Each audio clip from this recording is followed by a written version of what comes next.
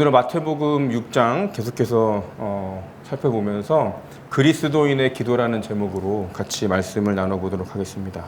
우리가 지금 몇 주째 마태복음에 나오는 소위 말하는 산상수훈에 대해서 이야기를 나누고 있는데, 오늘은 예수님께서 말씀하신 이 주기도문, 흔히 말하는 이 주기도문에 대해서 같이 이야기를 나누어 보려고 합니다. 이 주기도문 자체를 같이 공부하고 이야기 나누어 보려고 하면 몇 주에 걸쳐도 이렇게 시간이 모자랄 정도로 중요한 내용들이 많지만, 오늘은 아주 간략하게 그리스도인의 기도가 어떻게 돼야 되는지 쭉 짤막하게 우리 이야기를 나눠보도록 하겠습니다. 지난주에 골방에서 기도하는 기도, 또 남들에게 보이려고 하는 혹은 자신의 만족을 위해서만 하는 헌금이나 기도가 중요한 것이 아니라, 그리스도인의 기도는 하나님을 온전히 인격적으로 만나는 그런 기도가 중요하다고 했는데요. 오늘 말씀에 보면 예수님께서 어떻게 기도를 하라고 하는지 또 구체적으로 말씀을 하고 계십니다. 이 말씀을 통해서 우리 짧지만 귀하고 복된 그런 은혜가 있기를 주님의 이름으로 소망합니다. 이 바리새인들의 기도나 혹은 바리새인들의 기도가 위선적인 기도라면, 이교도들의 기도는 기계적인 기도였습니다. 하지만 우리가 그리스도인들의 기도는 진정한 것이 되어야 합니다. 위선적인 것과는 다르게 진지한 기도가 되어야 하고, 기회적인 그런 기도와는 다르게 사려 깊은 기도가 우리 그리스도인들의 기도가 되어야 합니다. 예수님은 우리가 말을 할 때 우리의 생각과 마음이 그 말 속에 관여하기를 그렇게 원하시고 계십니다. 그렇게 되면 기도를 본래의 모습대로 볼 수 있게 되기 때문입니다. 무의미한 단어의 반복도, 또 우리 자신이 영광을 받기 위한 수단도 기도가 아닙니다. 하늘 아버지와의 참된 친교로 기도가 이루어질 수 있기를 우리가 생각하고 그렇게 노력해야 합니다. 우리가 오늘 같이 읽은 소위 주기도문이라고 하는 것은 진정한 그리스도인의 기도가 어떤 것인지에 대한 모범 사례라고 볼 수가 있습니다. 마태복음을 우리가 살펴보고 있는데요. 마태복음에 따르면 예수님은 이 주기도문을 본받아야 할 하나의 유형으로 소개하십니다. 그래서 너희는 이렇게 기도하라 라고 말씀을 하셨고요. 또 누가복음에 보면 이 주기도문을 사용해야 할 하나의 기도의 형식으로 두셨다고 볼 수도 있습니다. 왜냐하면 그곳에는 너희는 기도할 때 이렇게 하라 라고 말했기 때문입니다. 하지만 이 둘 중 하나를 선택해서 생각할 필요는 없습니다. 우리는 그 기도를 있는 그대로 사용할 수도 있고, 또한 그 기도를 본받아서 우리 자신의 기도를 할 수도 있기 때문에 이 둘 다 중요한 내용입니다. 바리새인들의 기도와 이교도의 기도와 그리스도인들의 기도에 있는 본질적인 차이는 기도에 대한 대상인 하나님, 이 하나님이 어떠한 분인가에 대한 그런 인식에 대한 차이가 있습니다. 어떻게 보면 다른 신들은 기계적인 주문, 그렇죠, 주술처럼 이런 것을 좋아할지도 모르지만, 예수 그리스도께서 말씀하신 그분의 말씀에 의해 계시된 살아계시고 참되신 하나님은 그런 것을 바라시는 분이 아닙니다. 우리 오늘 말씀 9절을 같이 먼저 읽어보겠습니다. 그러므로 너희는 이렇게 기도하라. 하늘에 계신 우리 아버지여, 이름이 거룩히 여김을 받으시오며. 예수님은 하나님을 하늘에 계신 우리 아버지라고 불러라 라고 말씀하셨습니다. 이것은 먼저 그분이 인격적인 분이심을 암시하는 것입니다. 내가 나인 것처럼 그분은 그이신 것입니다. 그분은 인격 그 이상의 분이십니다. 현대의 급진적인 신학자들이 하나님을 비인격화하기도 하지만, 하나님은 우리와 마찬가지로 인격적인 분이신 것을 우리가 이 말씀을 통해 기억해야 합니다. 그리고 그분은 사실 따지고 보면 우리보다 더욱 인격적인 분이십니다. 두 번째로 이 구절에 있는 말씀을 통해서 우리가 알 수 있는 것은 하나님은 사랑이 많다라는 겁니다. 그분은 무시무시한 잔인함으로 우리를 겁주고 재단하려는 분이 아니시고, 독재자나 바람둥이 혹은 술주정뱅이와 같은 그런 아버지 상이 아닙니다. 하나님 자신이 사랑으로 자녀를 돌보심을 통해서 이상적인 아버지 상을 스스로 보이고 계십니다. 세 번째로 9절에 있는 말씀을 보면요, 하나님은 권능이 많다라는 것을 우리가 알 수 있습니다. 하나님께서는 선하실 뿐 아니라 또한 위대하십니다. 이 말씀은 하늘에 계신이라는 말을 통해서 알 수가 있는데, 이 하늘에 계신이란 말은 하나님이 하늘에 있다라는 것보다는, 그런 의미보다는 만물의 창조주이시며 통치자이신 하나님의 권위와 권세를 나타내는 그런 말입니다.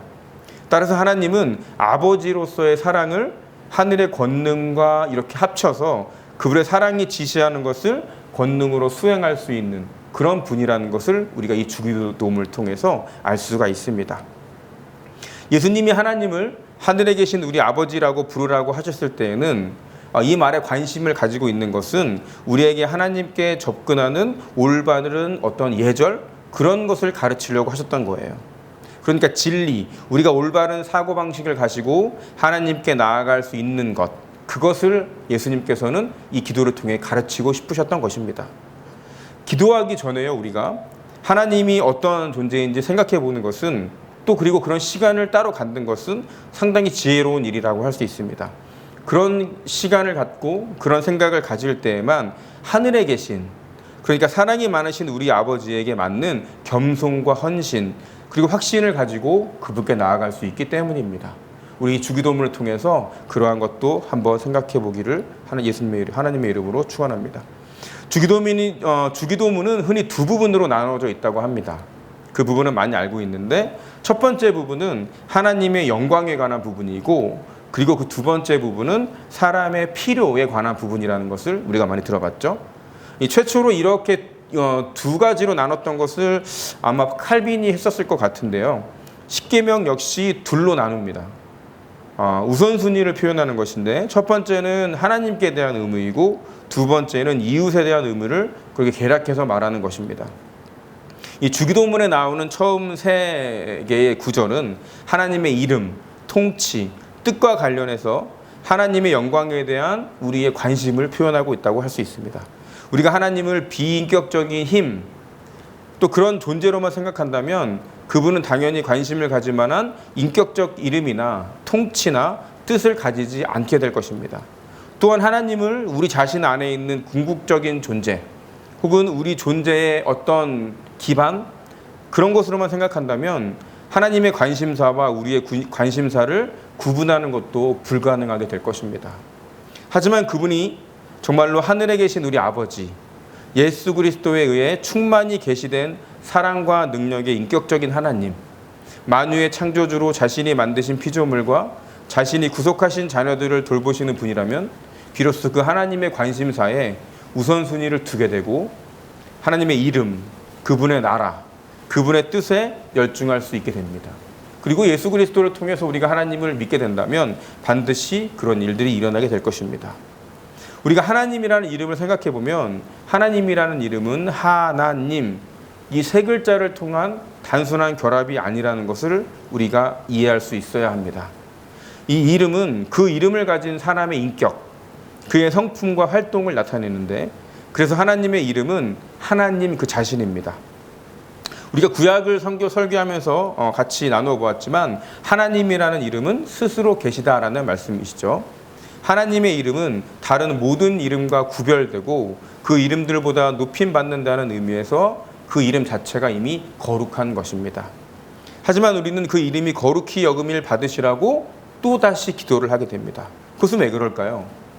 우리가 이 거룩한 이름을 다시 한번 거룩하게 기도해야 되는 이유는 우리의 자신의 삶에서, 또 혹은 교회에서, 우리가 살아가는 세상에서 그 이름, 그러니까 그 이름을 가지신 분께 응당 돌려줘야 할 영광이 제대로 돌려줘야 되겠다라는 그런 것을 열렬히 원하는 그런 반응이기 때문에 우리가 그 이름을 통해서 다시 한번 그분께 영광을 돌리고 있는 것입니다.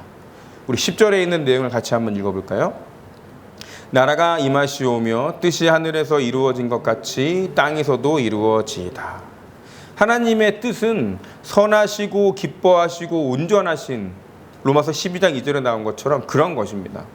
그것은 지식과 사랑과 능력이 무한하신, 그러니까 하늘에 계신 우리 아버지의 뜻이기 때문입니다. 그래서 그 뜻에 저항하는 것은 어리석은 일입니다. 그리고 그것을 분별하고 바라고 행하는 것이 바로 우리 그리스도인들의 올바른 지혜라고 생각을 해야 합니다. 그분의 이름이 이미 거룩하고 그분이 이미 왕이신 것처럼 그분의 뜻은 이미 하늘에서 이루어졌습니다. 우리가 같이 나누고 있는 이 주기도문, 예수님이 우리에게 기도하라고 명하신 것은 이 땅에서의 삶이 하늘에서 삶에 더 가까워지도록 노력해라 라는 그런 의미입니다. 하늘에서 이루어진 것 같이 땅에서도 이루어지다 라는 이 표현을 읽었는데, 이것은 하나님의 이름이 거룩히 여김을 받으시다는 것, 그분의 나라가 널리 퍼질 것이라는 것, 그분의 뜻을 행하는 것에 똑같이 다 적용된다고 할 수 있습니다. 그런데 주기도문의 말을 앵무새처럼, 우리가 같이 읽었던 7절에 있는 내용처럼 중언부언하는 사람처럼 말이죠, 반복하는 것은 사실 되게 쉬운 일입니다. 하지만 그 말을 진지하게 기도한다는 것은 우리 삶에 혁명을 가져올 것입니다. 그것은 그리스도인들의 우선순위를 나타내는 그런 표현이기 때문입니다. 그러니까 우리가 기도를 할 때, 주기도문을 외울 때, 하나님께 기도할 때 앵무새처럼 어떤 형식에 얽매이고 그 형식대로 계속 반복하는 것이 아니라 우리의 기도의 내용, 이 기도를 받으실 하나님을 다시 한번 생각해 볼 때에 우리의 기도 속에는 우리의 삶의 우선순위가 나타나게 될 것입니다. 우리는 끊임없이 자기중심적인 이런 세속적인 문화에 따르라는 우리 스스로의 압력에 시달리게 됩니다. 그것을 따르게 되면 우리의 하찮은 이름에 대해서, 또 우리 자신의 하찮은 우리의 세상에 대해서, 그리고 우리 자신의 어리석은 그런 뜻에 관심을 가질 수밖에 없습니다. 하지만 기독교에 대항하려는 그런 문화에서 우리의 가장 우선적 관심사는 우리의 이름과 나라와 뜻이 아니라 하나님의 이름과 나라와 뜻이어야 된다는 것을 예수님께서는 이 기도, 이 주기도문을 통해서 말씀하고 계십니다. 우리가 진실하게 이러한 간구들을 기도할 수 있는지 아닌지는 그리스도인의 고백의 진실성, 그리고 깊이를 측정하는 엄중한 그런 시험의 수단이라는 것을 우리가 기억해서 우리 주신 이 주기도문을 잘 생각해보고 기도하는 우리 일주일이 되기를 소망합니다. 우리 11절부터 13절에 있는 내용도 같이 한번 읽어보겠습니다. 오늘 우리에게 일용할 양식을 주시옵고 우리가 우리에게 죄 지은 자를 사하여 준 것 같이 우리 죄를 사하여 주시옵고 우리를 시험에 들게 하지 마시옵고 다만 악에서 구하옵소서. 이 주기도문 후반부에 하나님의 일에서 우리의 일로 방향이 전환되면서 용어가 바뀌죠. 당신이라는 말에서 우리의라는 말로 바뀝니다. 하나님의 영광에 대한 그런 관심을 표현하고 나서 이제 우리가 하나님의 은혜에 겸손히 의존하게 됐다라는 것을 이 기도를 통해서 우리가 알 수 있습니다. 기도의 대상인 하나님, 하늘의 아버지와 위대하신 왕이신 그분을 제대로 이해할 수 있다면 우리의 개인적인 필요는 사실 보조적인 위치에 놓이게 되는 것입니다. 물론 그렇다고 무시되지는 않을 것입니다. 기도에서 그런 필요에 대한 언급을 전혀 무시해버리는 것, 그러니까 우리가 그런 사소한 것들로 하나님을 귀찮게 해서 되겠어? 이런 것까지 하나님께 구해야 될까? 라고 생각하는 것들도 물론 오류가 됩니다. 왜냐하면 하나님은 하늘에 계신 우리 아버지이시고 아버지의 사랑으로 우리를 사랑하시고 자기 자녀의 전체적인 그런 복지에 관심이 있으시고 우리가 생각하는 또 신뢰하는 마음으로 양식과 죄사함과 악에서 구하여질 필요를 그분께서 원하시고 계시기 때문입니다. 이 양식이라는 것이 신체에 없어서는 안 되는 것처럼 이제 이 주기도문의 끝으로 가면 죄사함은 영혼의 생명과 건강에 없어서는 안 되는 필수적인 것으로 표현이 됩니다. 그래서 그 다음 기도가 어떻게 되죠? 우리 죄를 사하여 주시옵고 라고 나오게 됩니다. 이 죄는 빚진 자 할 때 빚에 비유되는데 죄는 사실 응징을 받아야 마땅하기 때문입니다. 하지만 하나님은 죄를 용서해 주실 때 벌을 면제해 주시고 고소를 취해야 하는 그런 분이십니다. 여기 덧붙여진 우리가 우리에게 죄 지은 자를 사하여 준 것 같이 라는 말은 이 기도 뒤에 우리가 본문 마지막으로 봤던 14절과 15절에서 더욱더 증폭돼서 나타내는데 우리가 다른 사람들을 용서하면 하늘 아버지도 우리를 용서하시지만 우리가 다른 사람들을 용서하기를 거절하면 그분도 우리를 용서하지 않겠다고 말씀하고 계신 겁니다. 이 말은 어떤 말이죠? 우리가 다른 사람들을 용서해주면 우리도 용서받을 권리를 얻게 된다는 것을 의미하는 것이 아닙니다. 그것보다는 하나님은 죄를 뉘우치는 사람들만 용서하시고 참된 뉘우침의 증거가 그 중에 하나가 용서하는 정신이라는 것을 그렇게 깨달아야 하는 것입니다. 일단 우리의 눈이 열려서 우리가 하나님께 얼마나 그런 끔찍한 죄를 저질렀는지를 볼 수 있기만 한다면 다른 사람들이 우리에게 짓는 죄, 그것은 우리가 지은 것에 비하면 정말 사소한 것으로 보일 수밖에 없는 것이 진정으로 하나님을 생각하는 진정한 그리스도인이라고 볼 수가 있습니다.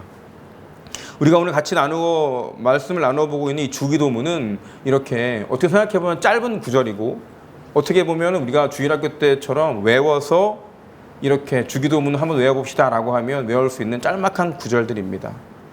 하지만 이 뜻에 담긴 것들을 살펴보면 이렇게 엄청난 것들, 또 우리가 어떤 자세로 하나님을 대하고 또 어떤 자세로 하나님께 기도할 수 있는지를 우리가 알 수가 있습니다.